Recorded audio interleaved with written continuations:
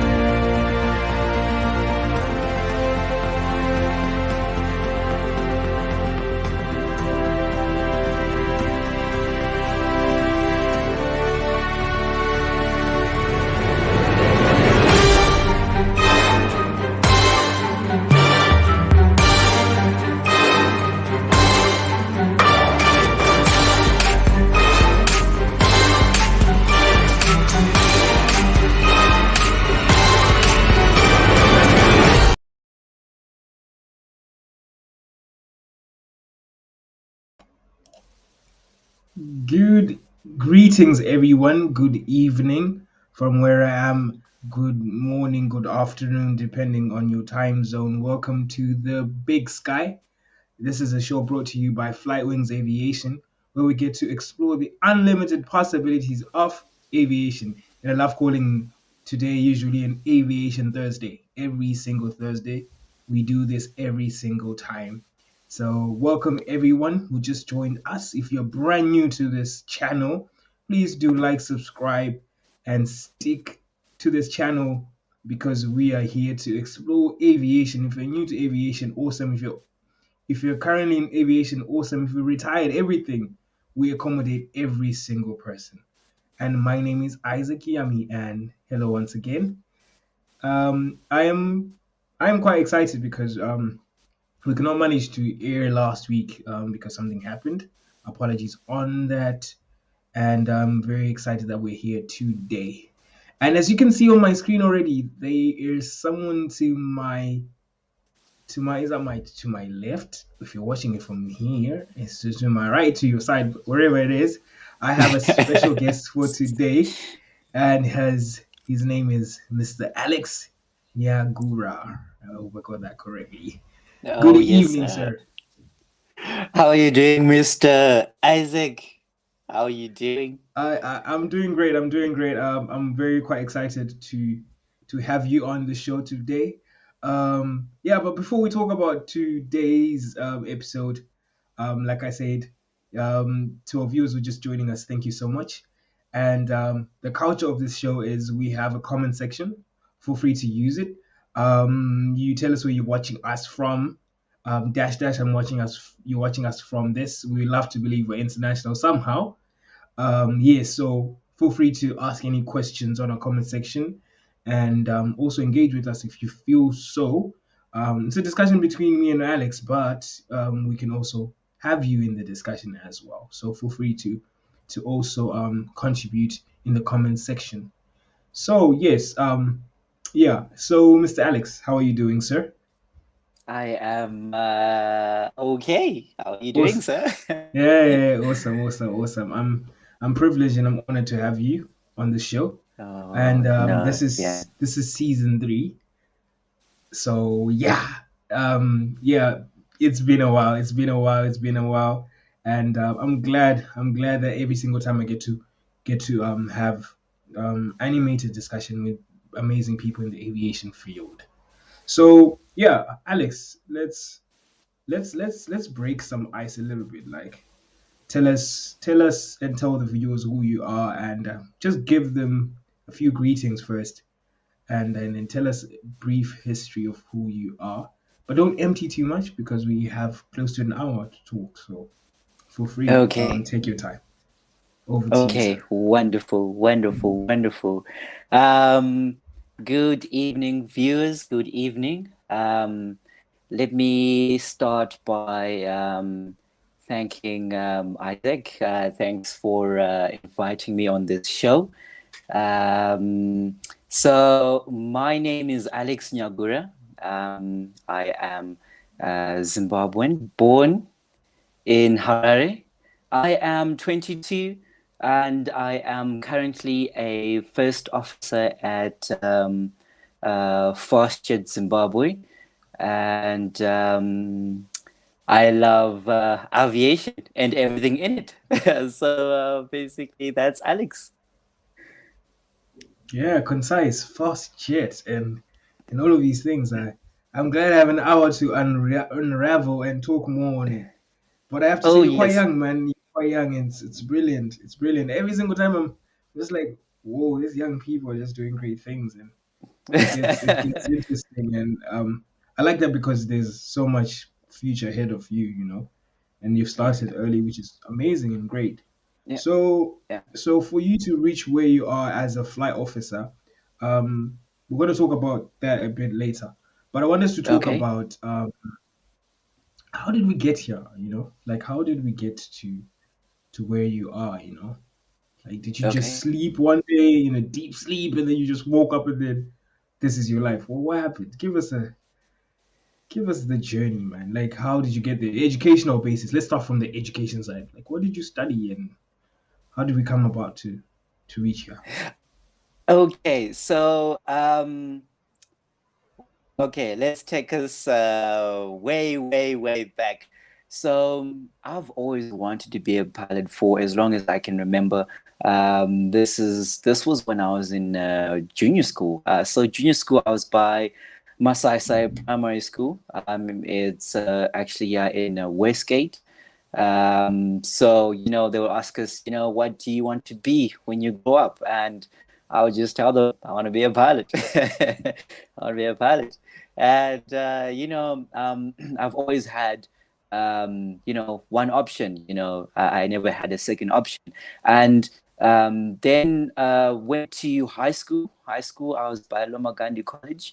Well, in terms of subjects, um, I didn't do sciences in terms of subjects, but however, they recommend you to do sciences when you want to be a pilot. You know your maths, physics, etc. Stuff like that. But sadly, I never did physics or bio. Um, so I ended Form 4. So from Form 4, and then I moved to SA, where I then started flight school. So straight after my last exam, O level, I think I had like a week or something, and then I started my first flight at Flight Training Services by Grand Central Airport. It's in Midrand. Um, got my PPL in 2016, just in July 2016. So due to the time that I started, I had to wait until I turned 17 because they say for you to have a private pilot's license, you have to be 17. So I had to wait like 2 months for me to turn 17. And when I got my private pilot's license, and that's when I started working towards my commercial pilot's license, which I then got the following year, 2018. I had to wait again until I 18. So for them to issue me with a commercial pilot's license, so there was quite a bit of wait, and no, we cannot give you your license before before you turn the right age, so you have to wait, sadly. So finished my training in 2017, and that's where apply for jobs there and there, and that's when First Year came through. First Year came through when they told me that there's a program that they're working on, a program of which they were planning on recruiting guys from who are coming straight from flight school, and build them up, give them experience, also local guys as well. So they want to see if the program actually works out, if they hire people with very, very low hours. So yeah, that was in 2019, just beginning of 2019. That's when I started. That's when I started. And to now, I'm still with First Jet, and we are rolling. Yes.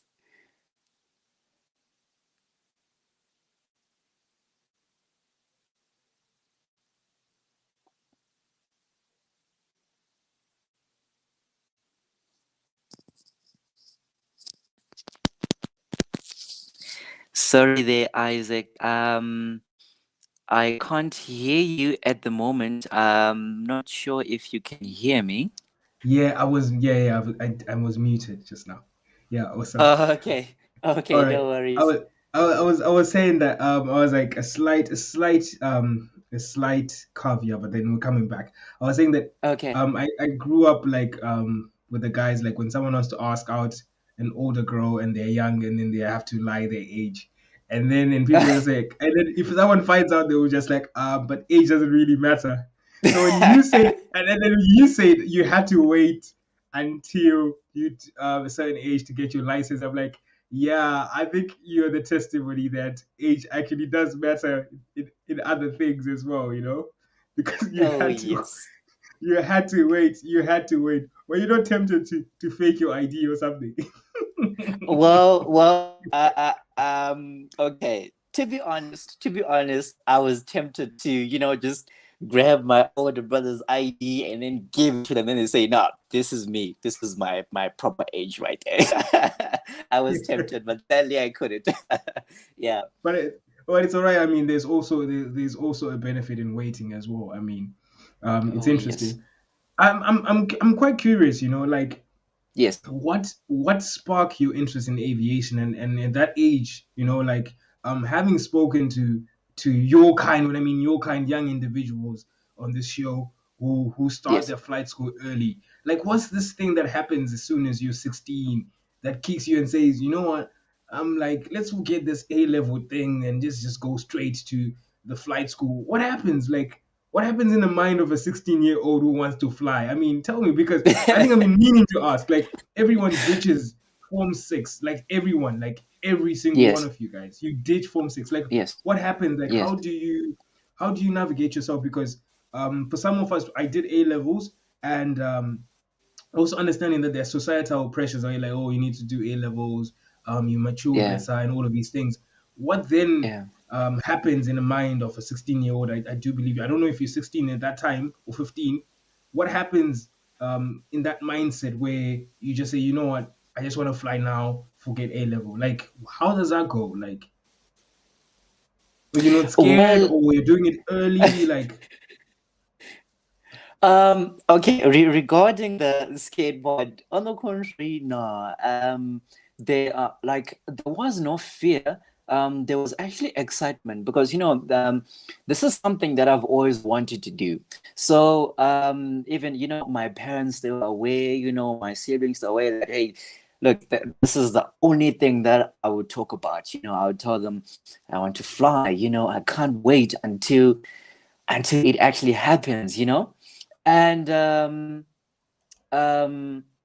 okay, so my father, he's in aviation right now.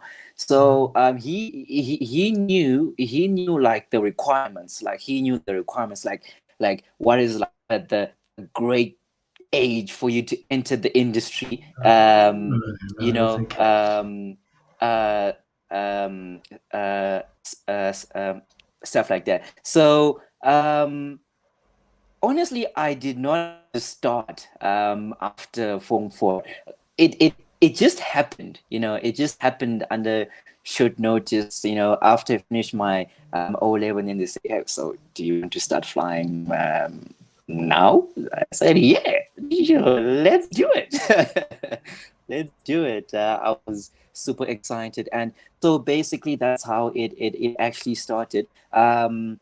So uh, you really don't need A level for you to be a to be a pilot. Well, it all depends which airline that you end up with, but with the requirements for other airlines that I've seen out there, they A level is not part of the requirements. So um yeah, so that's basically it. Wow. Yeah. So I'm trying to marry something here. You said Okay.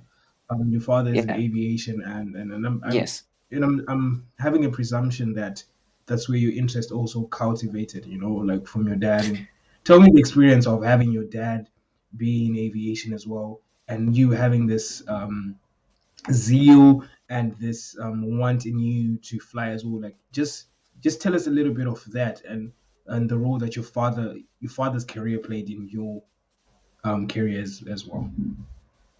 Okay. So my father, he is based in South Africa. So uh when I used to be in primary school, during the school holidays, we used to come down south and get to go to his workplace and get a proper view of the planes that will be parked like in the hangars, and you've got a proper view of planes taking off and landing. So basically their offices, they were like literally next to the runway, so you can literally see and hear everything. You can yeah, so it was quite a beautiful, it's something great, to experience. So um um because of that, that made me, more curious on, how is a plane flying, uh, how is it possible that something heavy like that is getting airborne, and, my dad would tell me, yeah,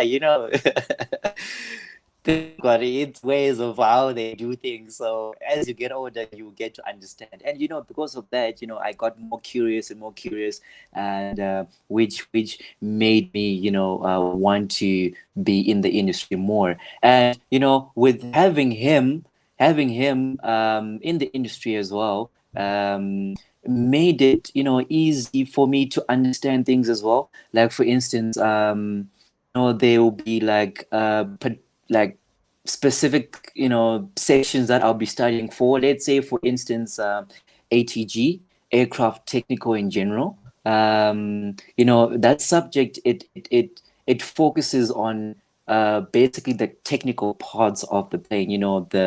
The electricals of the aircraft. The components.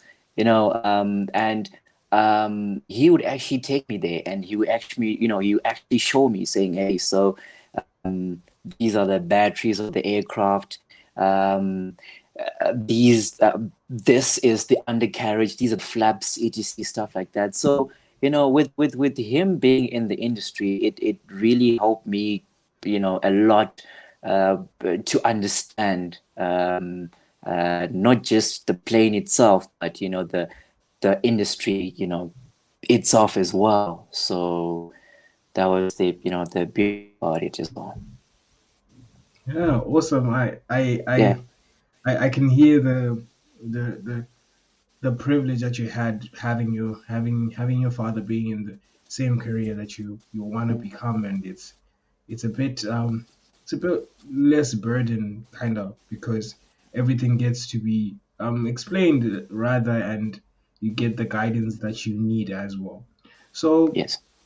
which is incredible because Hmm. I mean, a father is something that is very important in a family setup, and to your child For as well. sure. So if you're having your father be in the forefront of whatever you love doing, I mean, there's nothing that matches that as well. So in that, I mean, I want to take us back a little bit to the experience, the training experience, the flight school experience. You had mentioned it briefly in the beginning, but let's talk about the experience itself. How was it as a young individual? Did you get there? Were you the youngest in the flight school? How did you go about it? Like, tell us a little bit of the but let's start with the negatives a bit so that we can end on a good note. What were the negatives when you started off? When you started off as a young individual, were you the youngest? And let's talk about flight schools and a little bit of challenges that you faced.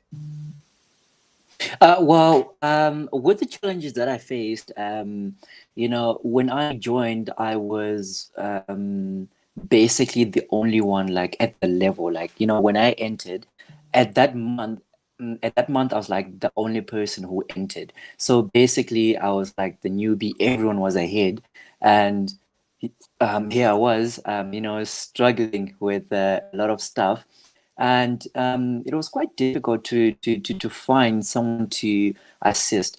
At school, I never did physics. I never did bio. There were some subjects that were there, that would ask you, like, for instance, about the brain, about the human heart, and for me, it looked like rocket science, to be honest. So um, that was that's the part that I can say it was difficult, having to find assistance from other people. Yes, there were instructors that were there. They say whenever you face difficulties, you should go to flight instructors. But at that time when I joined, the flight school was so busy to an extent that um, flight instructors, they were in the office, like they would be flying like every time. So basically to do like self-study. Um, and also, like, with the flying, I must say the couple of the first days when I started, everything was quite new. Like, it was like a new world. I'm just leaving high school and I'm going to a new world. And as they were, explaining stuff to me, I'll be okay. I think I understand, but in reality, I was so clueless, to be honest. So yeah, a slow learner as well. I was a slow learner, so that was quite one of the difficulties that I faced, because some guys that I would sit with in the briefing rooms. Now those guys, they will actually adapt to the new stuff quite quickly, and I'll be just there and say, oh, well, oh my word, am I really gonna get there?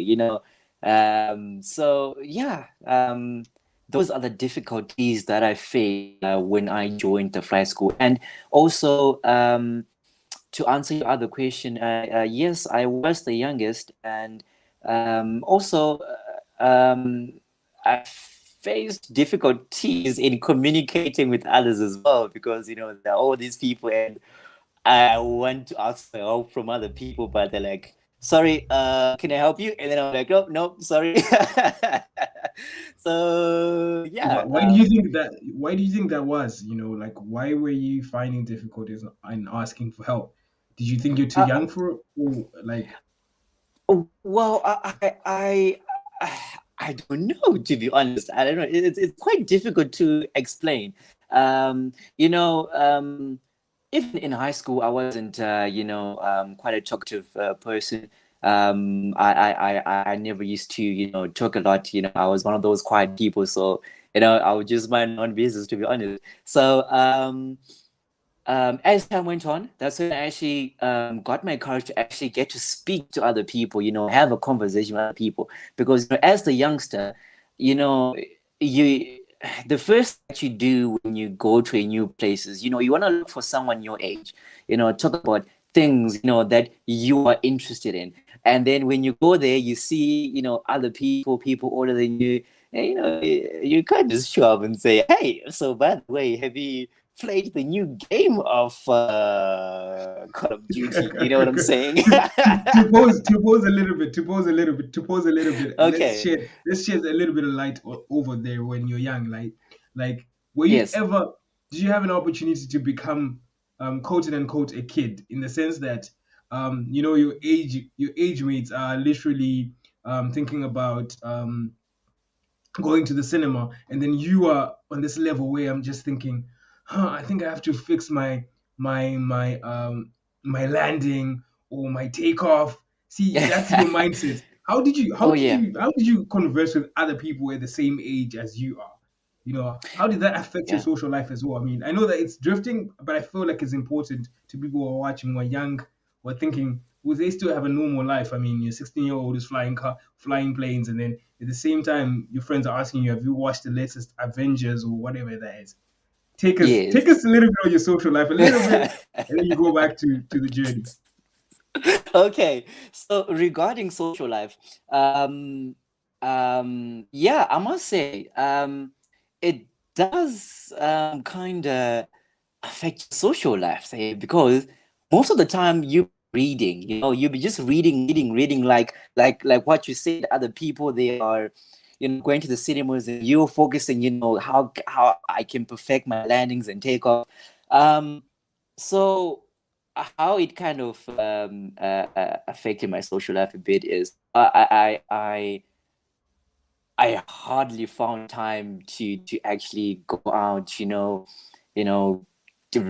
chill with people my age. So as time went on, to now chill with those guys at my flight school. So basically, at that group, I was now the kid. Now I was forced to mature like very quickly, in terms of conversation wise, how I act, my interests now. I must say, when you go there at a very young age, you grow up very fast. You grow up very fast. So yeah, that's what I can say, with the viewers that are watching. If you are planning on joining a flight school at a very young age, the people that you'll be interacting with, so they'll be much older, and so basically, even the levelness of conversation, you can tell that, yeah, I'm talking to children, yeah, I'm talking to adults. So you know you know It's yeah, mad. I can imagine. yeah, I can imagine. it's crazy. I'm It's trying so hard crazy. to imagine a conversation with you, how it goes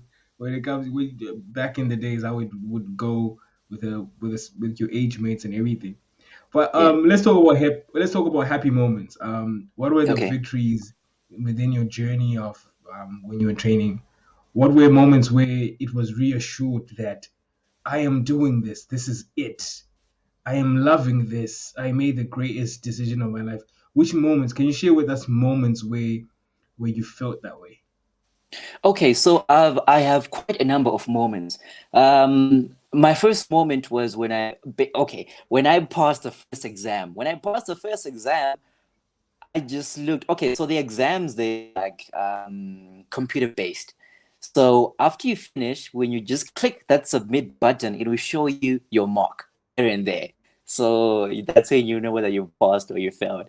So after I passed my first exam, I sit there by the computer, and then I just told myself, "Wow, Alex, you passed your first exam." That's why it all started, to be honest. It kind of motivated me. Okay, I passed my first one. Now I need to pass my second. Time went on, and then because the flying it's easy, but it's the exams that you need to Okay, pass. okay, It's the okay. exams. Flying is easy. I mean, okay, okay. Oh, Let's oh, oh go on. no! Oh, no, no, no, no, no! I mean, okay, okay, Ah! okay. The viewers are like, Oh, flying is easy. Okay. okay, I mean, I believe okay, you. I believe you. I mean, flying is easy. I mean, I believe you. But I'm okay, just like, okay. the viewers are like, okay, So, So okay, let me rephrase that. Okay, so getting your hours, it's very easy. Like for you to get to your first 45 hours, for you to because for you to get it, you need about 45 hours, and you must have completed all your subjects. But it's this that you need to get out of the way for you to know that, okay, now I'm on the right track. Because if you and not get the exams out of the way, you find that your training becomes longer, because your flying is done. Now you need to get rid of the exams. When you're now done with your exams, now you need to fly again, and you'll be a little bit rusty. So for me, the exams, they were quite difficult, to be honest, like when I did them. So as I passed an exam after exam, I, I was for sure, I would tell myself, Alex, you're on the right track here. You are on the right track.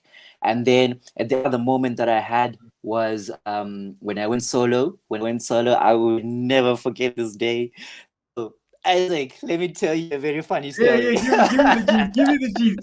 This is the reason why we're here. Give me the gist, and I hope our viewers as well wants to hear the gist. Give me the gist. Yes. So it was one of the uh, um, greatest day, one of the most greatest days of my life. Reason when I went solo, so my instructor didn't even tell me that, Alex, you've gone solo. So what he did was after doing, the circuits, and then we landed, and then he's like, do not switch off the aircraft. And that's what I did. I did switch off the aircraft, and then he went out, and then he said, now I need you to do the circuits on your own, stuff like that. I need you to do the circuits on your own. Now this is a 16-year-old, yeah, and then play alone, yeah. Quick one. Did you have Yeah. your driver's license by then, or you got your flying license first? Which one did you get first? I got my pilot's license first before my driving, before my driver's license. That's Yeah. sick. So, so then, as I was doing my circuits, Tao would tell me, you're cleared for touch and go, report at the downwind, which I did. And then after my last landing, and then I saw like all the instructors from my flight school, they were there, giving me applause from the tower, and then they were there by the ramp, and then I just felt so special, to be honest. I thought that this is something that they do for everyone who goes solo, but apparently not. But I don't know, I Really? just felt like this special kid. I was like, wow, what's going on here? What kind of plane was So it? as I was, What kind of plane was what kind of plane was it? it was a Cessna 170. Yeah, awesome. Quick one. Yes. There's one in the comment section. African leaders in aviation are asking your dream aircraft that you hope to fly one day. Which one is Okay. that? So my dream aircraft that I dream to fly one day is the 777, Boeing 777. Now that aircraft is a machine. It is a beast. So I dream on flying that aircraft one day. So It sounds like a James Bond kind of thing. oh yes. Oh Oh no. yes, you can call it that. Yes. Oh, African leaders in aviation, you heard the boy. You heard him. That's his dream one. So take me back. So there's an applaud that's happening. They're waiting for Yes. you, and uh, take us through. Tell me more. And then after I parked the aircraft, walking, actually I bet the step before was I even different. The way you were walking out. oh wow. Okay, I must say, okay, yeah, the step was kind of different. I'm guilty. even the way that I was talking, I was like, oh my word, I'm like, okay, Alex, now you need to calm down, Alex. Calm down. I mean, yeah.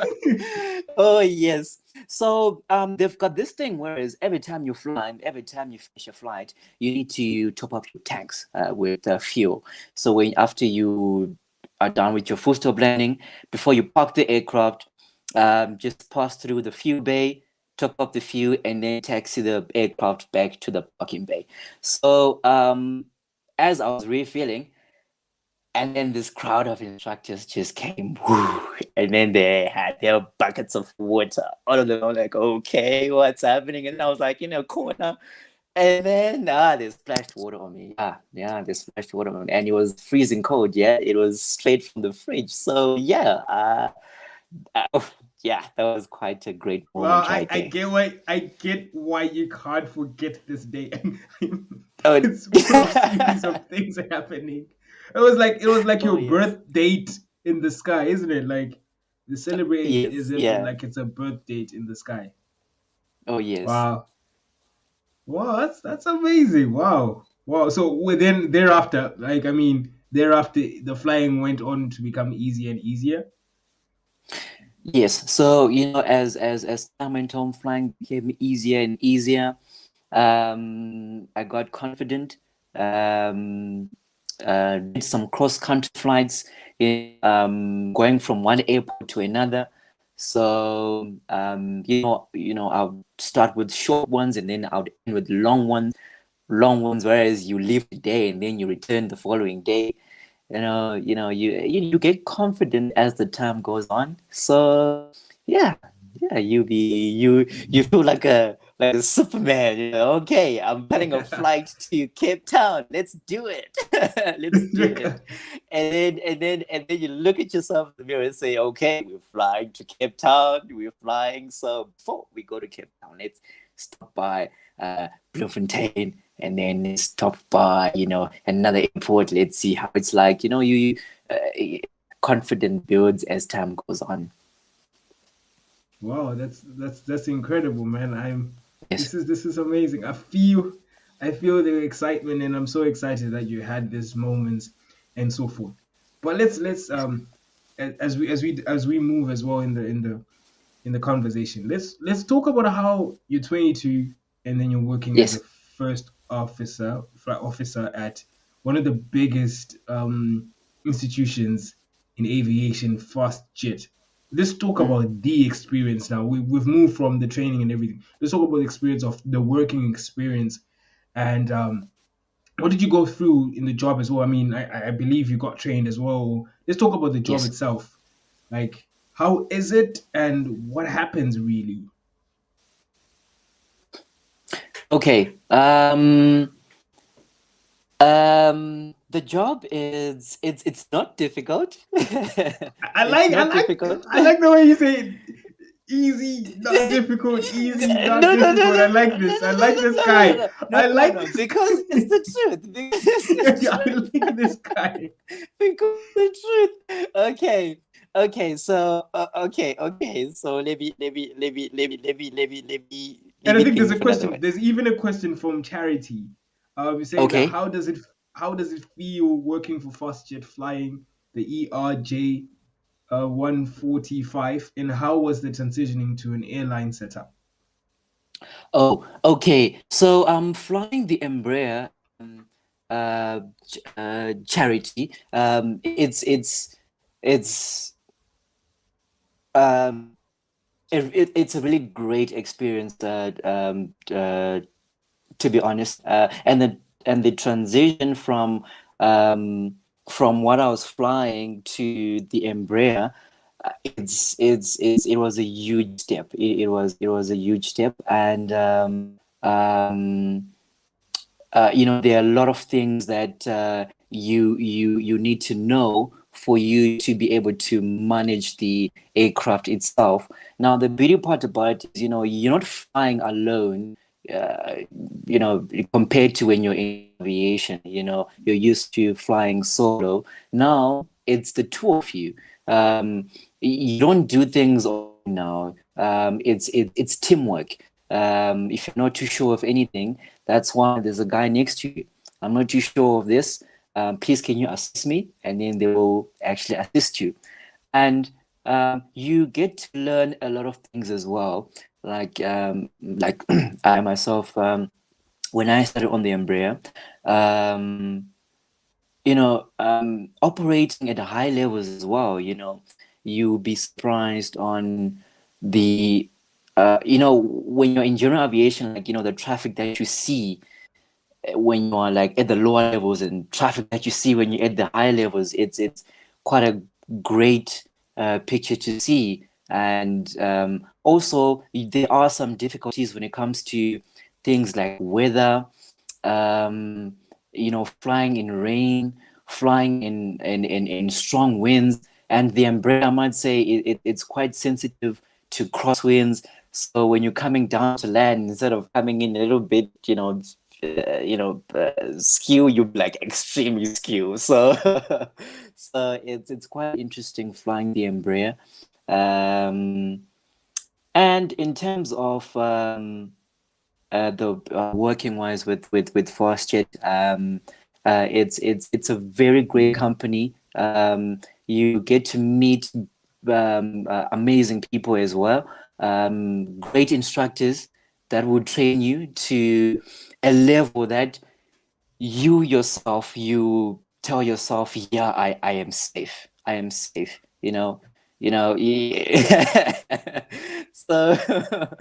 So yeah.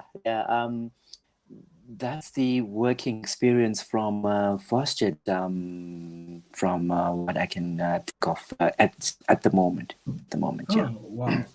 So so give us a simple rundown how your day looks like, basically, like from you waking up to wherever to whatever.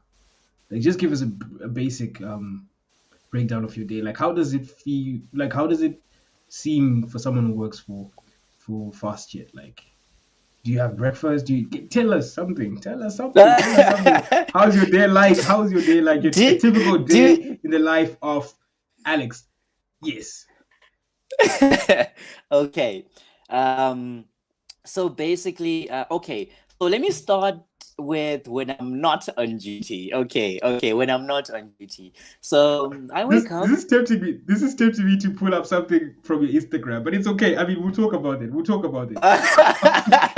You think I did not? You think I did not look you up? I did. Okay. Okay, go ahead. So, when I'm not on duty, wake up, have breakfast. Hours in the early morning, I do some reading. So I read a lot of manuals on the Embraer aircraft itself. One instructor told me that,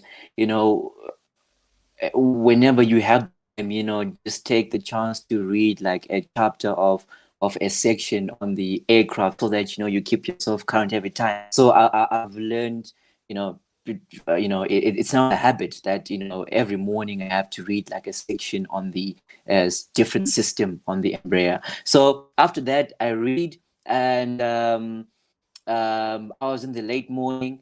I go for some weightlifting. Weightlifting. Okay. All right.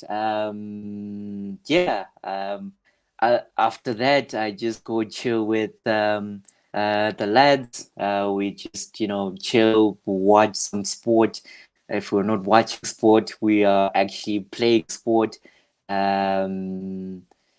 Yeah, so that's my day-to-day basis. So yeah, it's quite a normal day, really. Quite a normal day. Normal activities. I said Yeah. quite a normal activity, and until I saw your Instagram, right? I always do this to my kids every single time I have to click Please on don't Instagram, mention the Instagram. and then I'm just like, oh my goodness, a pilot. But I think I like the swagfulness. I mean, there's this swag, there's this cool dressing up going on, and I mean, you're making being a pilot cool, and it's all right. I mean, I'm like, okay. I mean, yeah. This is man, like there's a twist, there's this youngness and this swag going on and going on. And it's like, okay, my brother. Yeah. Oh yes. Oh yes. So on a day where you work, what happens? And yeah, what happens on a day that you work? Okay, so on the days that we do work, it differs where you're going, which flights that you have, and the times. But you do the same thing every time you get to the airport. So you get to the airport. So our office is there at the domestic terminal. So you head upstairs, head to the office, and then that's where you see the the dispatchers. The dispatchers, they prepare the paperwork for you. So basically, you be checking if the paper okay, if there's anything that needs to be added, or if there's anything that you need to know from the previous flight, etc, stuff like that. So things that, okay, first off, the things I'll be checking for. So weather, I check for the weather. Weather here in Harare and where we're going. I'll just pick an example for Joburg. We operate into Joburg. I look at the weather in Joburg, into Blayo as well, because that's one of our alternates, and for Lanseria and for Durban. So you'll be checking how the weather will be like at that time, and also as the day goes on. In the event that you need to divert, you want to go to Lanseria, is the weather okay? You want to go to Durban, is the weather okay? Stuff like that. Now you look at your en route weather. How is the work en route? Are there any activities, along the route that the flight dispatchers have planned for you? If the weather is okay, then all good. And also, when the captain now comes in, you let him know this is the weather that we have, and these are the areas where there's activities, lots of lightning. So yeah, and then we look at the status of the aircraft.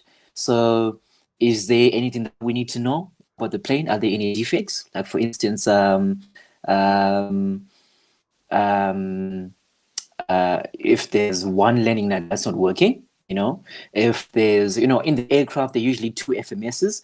If there's one FMS which is not working, or anything really, anything that we're aware of, anything that might affect the performance of the flight.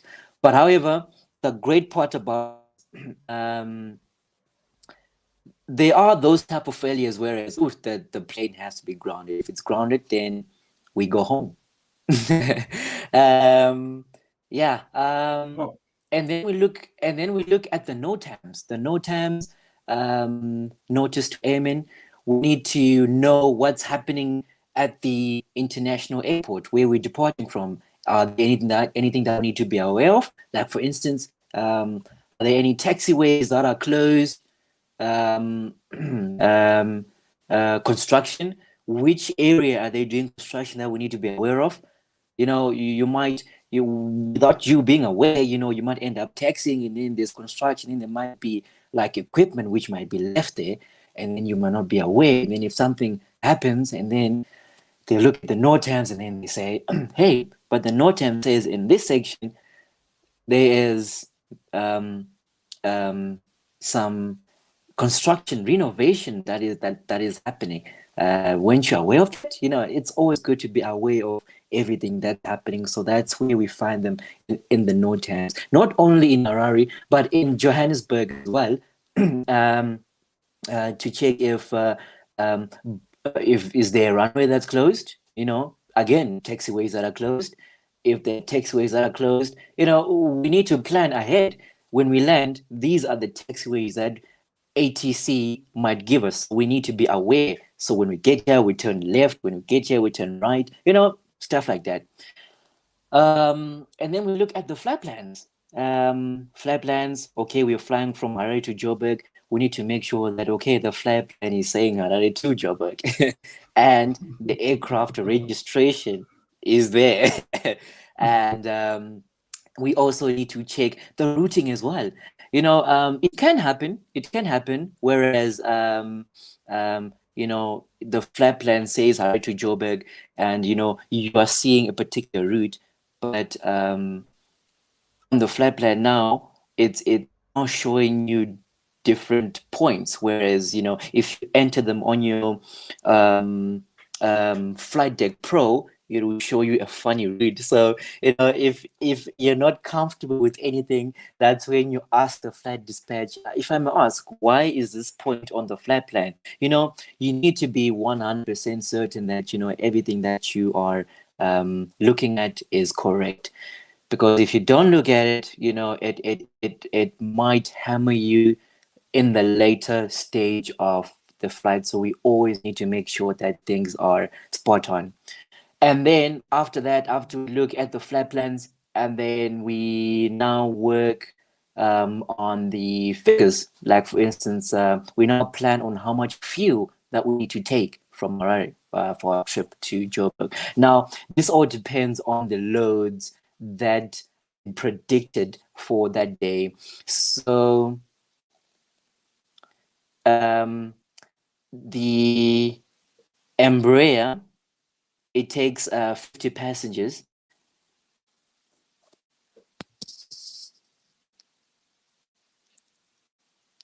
Hello, Isaac.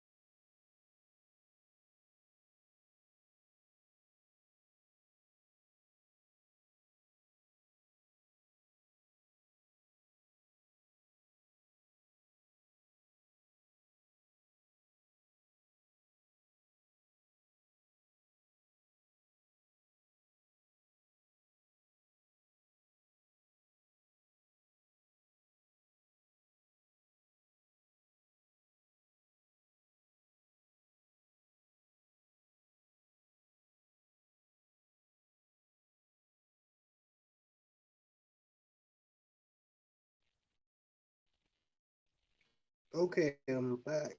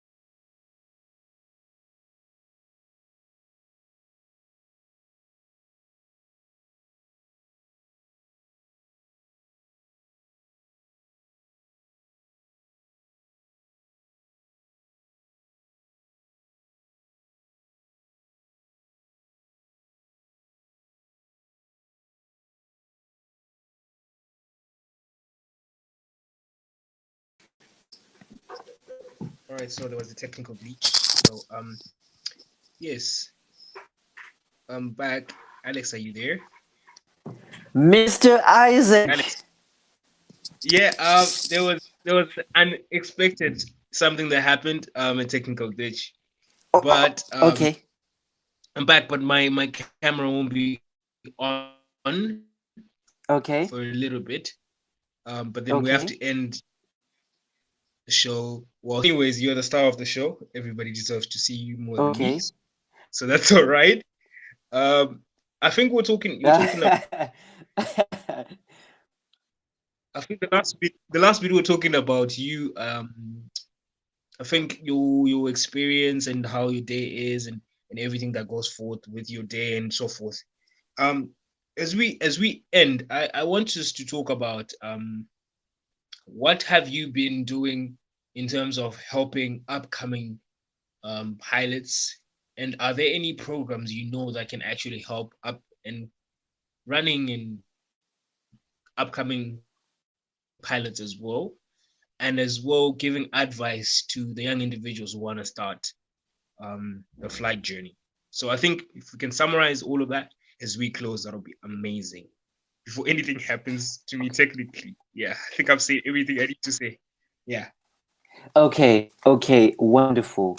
All And right, sorry for that as well. I I mean, then apologize. Sorry for that. okay, no worries, no worries. Oh, good, oh, good. So, in terms of what I do to help out other upcoming pilots, so I try and assist in any way that I can. Like, for instance, the text that they are writing. I like to specialize like in subjects like navigation and flight planning. Those are the subjects that I really enjoyed doing because the maths that was in it, I never had any difficulties with it. So I try and assist other guys on how to make it extremely easy for them. Not only that, but also with some air law as well, regarding the actual law itself. In terms of also training, well, it all depends. Well, I did my training in SA. I'm not too sure how training is like yeah down Zim from the beginning. I think it all depends where you are around the world. The closest flight school to you, go there, find out their details on how they do their training programs, and if you like it, give it a go. Give it a go. Have a go. Try out their training, and when you do start, it's always great to list as much as you can and learn as much as you can as well. If you're not too sure about anything, it's very, very important to ask, because the things that you leave out are the things that will now come back later on when you're now in the commercial level. So it's always good to always know the basics. And in terms of um,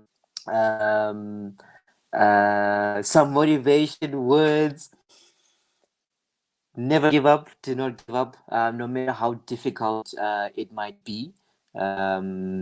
I'm sure it's said in different parts of any course. Might it be accounting, might it be law, you know and never give up, never give up. It's part of course itself. There are difficulties have to be there, they have to be there. And then the fact that you jumped that huge hurdle, it means that you'll be able to overcome things that will be thrown at you in the future. So that's the message I would like to share with everyone out there if they are planning on getting into flying. Awesome. Charity has questions. I think this is what we end with. So Charity saying, I'm an aspiring Charity, go pilot. ahead. I'm aspiring pilot. Sorry for many questions. I mean, Charity, this show is for you. Never apologize for such. First question Nah, never apologize, Charity. is FastJet still running the low hour pilot program that you stated earlier on? That's the first question. Honestly, I'm not too sure. Ever since COVID started, I joined FastJet just before all this COVID thing started. So right now, I'm not sure if they are still doing the program.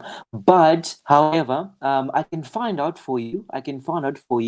And is there a way that I can get with you so that any information that I get, I'll forward it to you? Okay. I can forward it. I think as well, what you can do, Alex, is you can also forward the information to Fly Wings as well. So Charity, Okay. you can DM us on Facebook, Instagram, or you can visit our website, and as well you can communicate with us as well. And I think at the end of the show as well, I'm going to roll the red carpet, and I'm going to allow people to find out what you're on about and what are you doing and where people can follow you and all these things. So I think you have to say it in the end as well. So Yeah. Charity, it's a time where Alex is going to mention all of that, where we can follow him and all of these things. I think that'll be another way of talking to you as well. So Awesome. the next question would be, what is the pilot job market like, especially in this COVID period? Yeah. Regarding that one,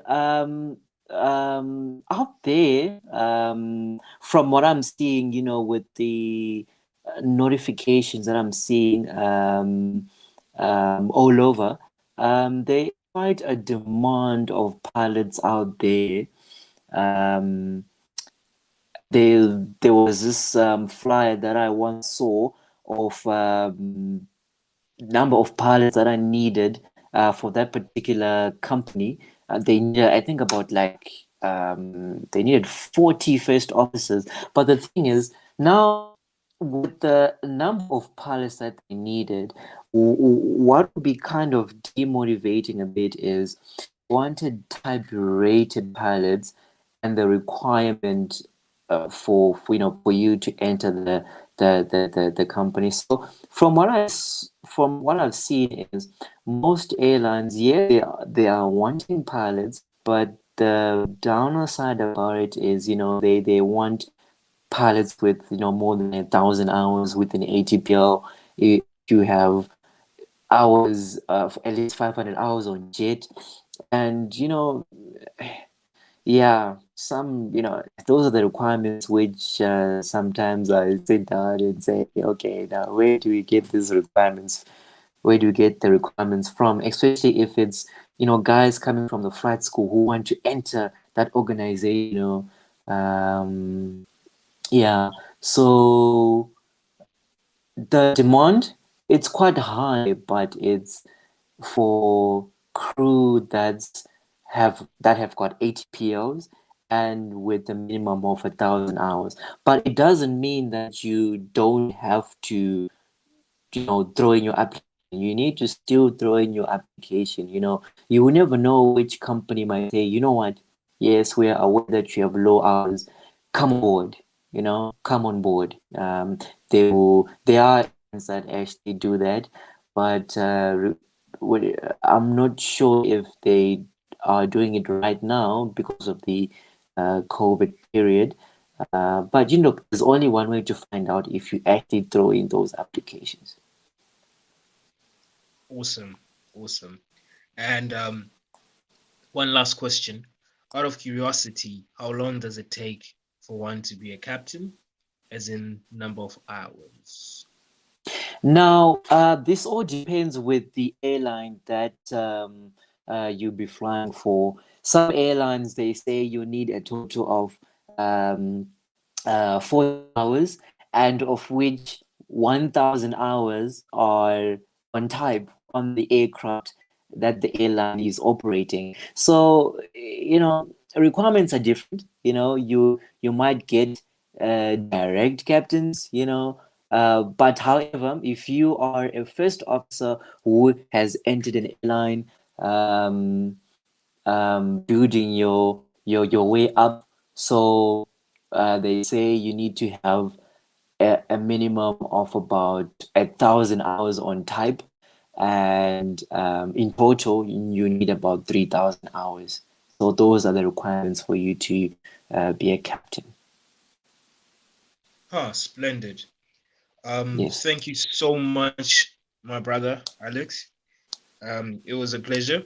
It's unfortunate that I had to go away for a bit, but anyways, No, it's all right. there was some technical issue on my side, but it's all right. I mean, Okay. I'm proud that I still came back and we still had to chat a little bit. So Oh yes, at for this sure. moment, I'm going to roll the red carpet, and then I'm going to ask you to let us know what you've been up to, and what you're up to, and what you're planning, and where people can follow you on social media, or where people can just follow you wherever you're making a difference. There we go. Okay, so um, like I mentioned before, like on my spare time, I like helping out other guys that are facing difficulties, with their exams, flying, give them tips. So, and also you can catch me on Instagram as well, Alexander Nyagura, and also with Facebook as well. You can just DM me and then um, um, share on the parts that you be struggling with, and then I will be more than happy to help you out. Or if you need information, if you're not in aviation but you want to do aviation, I will I will try as much as I can to get you all the information that you need. Um, Flight schools that are there, that are available. Um, um, I know flight schools from SA because that's where I did my training. So I've got quite a number of information from that side than them. I'm not too sure about them. So yeah, um, that's me. Awesome, awesome. Um, like I said, it was a pleasure having this animated talk discussion, getting to know you as a brother, as a pilot, and everything aviation. And I want to thank our viewers for being so faithful with us. Thank you so much for joining us. Aviation Thursday it was, and it still will be. We will see you next week. And any other thing you want to find out, please feel free to follow us on social media, our Instagram or Facebook, our YouTube, and definitely check us up on our website, which is flightwingsaviationglobal.com. And me and the team will say it is a good night or good afternoon or wherever you're watching us from. It's been splendid. It's been amazing. It is bye from me and the Flight Wings Aviation team. So it's a pleasant bye from everyone. Catch you out later. Isaac, thank you Bye. very much, and to the team, cheers. Flight Wings Aviation is an organization whose sole purpose is to inspire and equip the next generation of aviators. We achieve this by offering educational aviation seminars and